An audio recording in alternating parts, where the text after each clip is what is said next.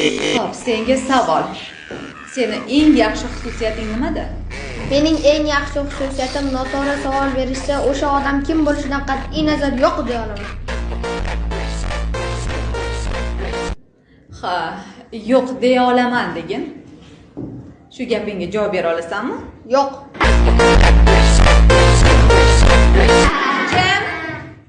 Jim, nima kulguli? Tushunmadim. Maynavatchilik yig'ishtir hamma. Xo'sh, oilada nechta farzandsizlar? 4 ta o'g'ilmiz. 4 talasi ham o'g'ilmi? Yo'q, katta akam qiz. Voy, betarbiya, juda aqlsiz ekansan-ku. Mayli, hech qisi yo'q. O'zim tarbiyalab olaman. Hali meni sovunimga kir yuvmabsan. Ha, senga yana bitta savol bor. Agar bitta xaltada tilla, bitta xaltada aql bo'lsa, qaysi birini tanlagan bo'larding? Albatta tillani olaman-da.